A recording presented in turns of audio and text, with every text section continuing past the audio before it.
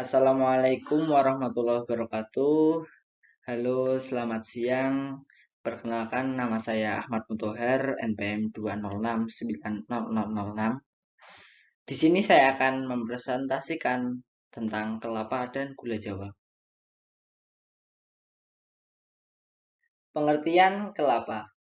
Kelapa atau Cocos nucifera adalah anggota tunggal dalam marga kokos dari suku aren-arenan atau Aresaceae. Arti kata kelapa atau coconut dalam bahasa Inggris dapat merujuk pada keseluruhan pohon kelapa, biji, atau buah, yang secara botani adalah pohon berbuah, bukan pohon kacang-kacangan. Istilah ini berasal dari kata Portugis dan Spanyol pada abad ke-16. Coco yang berarti kepala atau tengkorak, setelah tiga lekukan pada tempurung kelapa yang menyerupai fitur wajah. Tumbuhan ini dimanfaatkan hampir semua bagiannya oleh manusia, sehingga dianggap sebagai tumbuhan serbaguna, terutama bagi masyarakat pesisir. Tumbuhan ini diperkirakan berasal dari pesisir Samudra Hindia di sisi Asia, tetapi kini telah menyebar luas di seluruh pantai tropika dunia. Daerah penghasil sendiri yaitu banyak terdapat di negara Asia dan Pasifik, yang menghasilkan 5,3 juta ton atau 82% dari produksi dunia. Sedangkan di Indonesia sendiri terdapat di Riau, Jawa Tengah, Jawa Barat, Jawa Timur, Jambi, Aceh, Sumatera Utara, Sulawesi Selatan, Sulawesi Utara, dan Maluku. Berikut adalah klasifikasi ilmiah dari tumbuhan kelapa.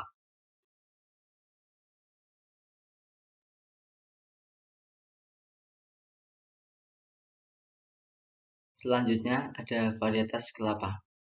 Varietas kelapa ada 3. Yang pertama ada varietas dalam, varietas genjah, dan varietas hibrida. Dalam varietas dalam terdapat kelapa hijau, kelapa merah, kelapa kelabu, kelapa manis. Sedangkan varietas genjah ada kelapa raja, kelapa gading, kelapa raja malabar, kelapa puyuh, dan yang terakhir ada varietas hibrida yaitu kelapa kopior. Struktur dan morfologi kelapa. Yang pertama, akar. Pohon kelapa mempunyai jenis akar serabut yang cukup tebal dan berkayu, serta bentuknya berkerumun layaknya bonggol. Yang kedua ada bunga. Bunga kelapa termasuk bunga majemuk yang tumbuh di bagian ketiak daun dengan membentuk tanda. Yang ketiga, buah. Buah kelapa berbentuk bulat, namun ada juga yang lonjong, tergantung pada tiap jenis varietas kelapa. Yang keempat, ada batang. Batang pohon kelapa berbentuk kayu dengan rongga seperti serabut. Batang ini mampu tumbuh mencapai ketinggian 20 meter secara tegak. Komposisi kimia per 100 gram pada buah kelapa. Di sini dibedakan dari umur buah, dari muda, setengah tua, yang terakhir tua. Pada gambar ini teman-teman bisa perhatikan untuk kalori pada kelapa muda menghasilkan 68 kalori, setengah tua mengandung 180 kalori, dan kelapa tua mengandung 369 kalori. Di sini kalori semakin tua berarti semakin tambah. Berbeda dengan air, pada kelapa muda kandungan air itu ada 83 gram. Terus selanjutnya setengah tua ada 70 gram, dan pada kelapa tua mengandung 46,9 gram. Artinya di kelapa muda kandungan air lebih tinggi daripada kelapa tua. Berikut ini adalah diversifikasi pengolahan kelapa. Kita fokus pada pangan, yaitu pada daging kelapa dan air kelapa. Pada daging kelapa, kita bisa olah menjadi VCO, coconut oil, dan biodiesel. Dan pada air kelapa kita bisa buat nata de coco, kecap, dan cuka dapur.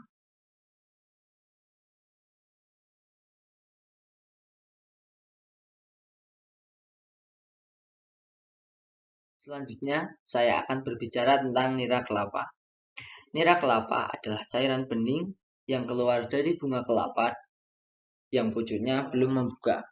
Cairan ini merupakan bahan baku untuk pembuatan gula Jawa atau gula merah. Komposisi nira terdiri dari air, sukrosa, gula reduksi, bahan organik lain, dan bahan anorganik. Air dalam nira merupakan bagian yang terbesar, yaitu antara 75–90%.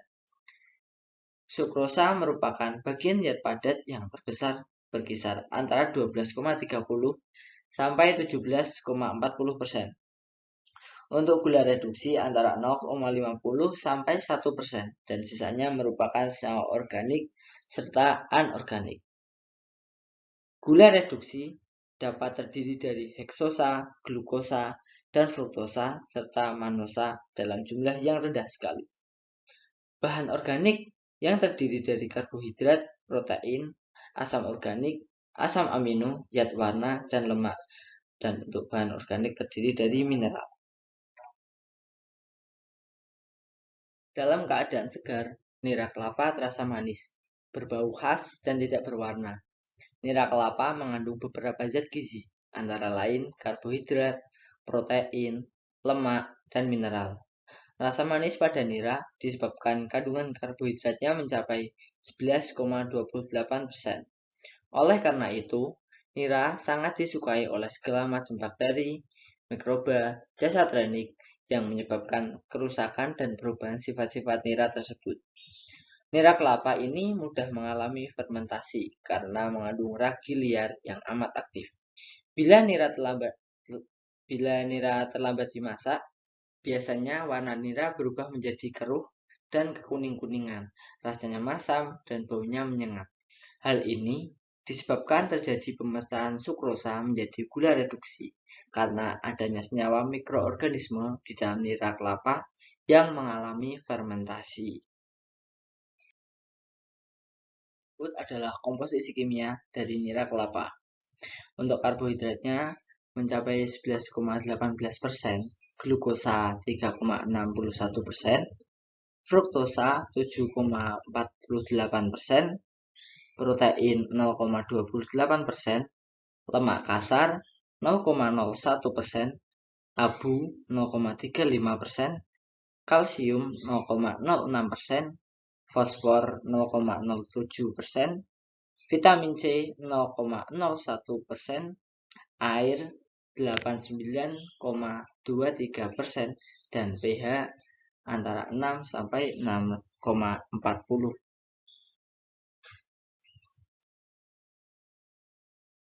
Selanjutnya, saya akan mengulas tentang gula Jawa. Gula merah atau gula Jawa adalah hasil olahan nira atau gula kelapa yang dibuat dalam bentuk padatan yang dicetak dengan tempurung kelapa atau bambu sehingga bentuknya silindris. Nira yang digunakan dalam pembuatan gula merah adalah nira yang telah melalui proses penguapan pada kadar airnya. Prinsip pembuatan gula adalah dengan menguapkan kadar air bahan baku hingga mencapai kadar air optimum pada pembuatan gula merah. Penguapan atau evaporasi air pada pembuatan gula merah dapat dilakukan dengan cara memanaskan bahan baku dalam wadah terbuka sampai mencapai kekentalan tertentu sehingga gula dapat dicetak. Mutu gula merah dapat ditentukan berdasarkan warna, bentuk, dan kekerasan. Gula merah mempunyai tekstur yang kompak, tidak terlalu keras, sehingga mudah dipatahkan. Gula merah memiliki rasa manis dengan sedikit asam yang disebabkan karena adanya kandungan asam-asam organik di dalamnya. Kandungan asam-asam organik inilah yang menyebabkan gula merah mempunyai aroma yang khas, sedangkan untuk rasa manis dikarenakan adanya kandungan beberapa jenis gula seperti sukrosa, fruktosa, glukosa, dan maltosa. Selanjutnya dapat kita lihat nilai gizi yang terkandung dalam 100 gram beberapa jenis gula merah. Untuk jenis gula merah atau dari bahan gula kelapa itu mengandung kalori 386 mg, protein 3 mg, untuk lemak 10 mg, hidrat arang 76 mg, kalsium 76 mg, fosfor 37 mg, besi 2,6 mg, dan air 10 mg. Selanjutnya ada penyimpanan gula Jawa. Yang pertama, bungkus gula Jawa dengan plastik atau wadah kedap udara sebelum menyimpannya. Yang kedua, simpan gula Jawa di tempat sejuk dan kering. Yang ketiga, hindari penyimpanan di bawah sinar matahari langsung atau sumber panas. Yang keempat, hindari terkena air. Dan yang terakhir, jauhkan dari makanan yang berbau menyengat. Proses pembuatan gula Jawa. Yang pertama ada pengukuran tingkat keasaman air nira. Air nira yang telah disadap dari bunga tanaman kelapa dipastikan terlebih dahulu bahwa tingkat keasamannya sekitar 6,5 sampai 7, artinya netral. Dengan kata lain, air nira belum mengalami fermentasi. Jika air nira dalam kondisi asam, maka lakukan penambahan kapur sebanyak 0,5 gram atau sekitar setengah sendok teh untuk setiap 5 liter nira. Kemudian lanjut ke proses penyaringan air pada nira kelapa. Selanjutnya, proses pemasakan air nira dengan api sedang. Pastikan selama proses perebusan dilakukan dengan tingkat pemanasan api sedang sekitar 600 derajat Celcius. Biasanya proses pemasakan berlangsung selama 5-6 jam atau air nira menjadi kental dan mengkristal. Saat perebusan tersebut, cairan gula diaduk agar panas dari api dapat terdistribusikan secara merata ke dalam cairan gula merah tersebut. Jika cairan gula tersebut tidak diaduk, maka hanya bagian bawah akan menjadi kosong sehingga dapat merusak hasil dari gula merah yang akan jadi. Selama proses perebusan, api boleh besar, namun lidah api tidak boleh sampai menyentuh cairan gula di dalam wajan. Lidah api yang menyentuh cairan gula dapat membuat gula menjadi gosong dan berwarna hitam. Selain itu, lidah api juga akan membuat hasil gula menjadi terasa pahit. Setelah direbus beberapa lama, cairan gula tersebut akan berubah warna secara perlahan-lahan menjadi warna coklat. Di samping itu, cairan gula yang sudah berubah warna kecoklatan pun akan mengeluarkan letupan-letupan kecil seperti magma.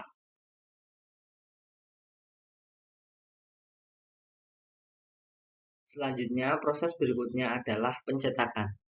Cairan gula tersebut kemudian dapat dituangkan ke dalam cetakan-cetakan seperti bambu kosong atau batok kelapa. Bambu kosong digunakan untuk memberikan cetakan berbentuk silinder, dan batok kelapa digunakan untuk memberikan cetakan gula merah batok. Setelah itu, tunggu sampai gula merah menjadi dingin. Gula merah yang telah dingin dapat ditiriskan ke tempat yang terpisah untuk kemudian dibungkus dan dikonsumsi.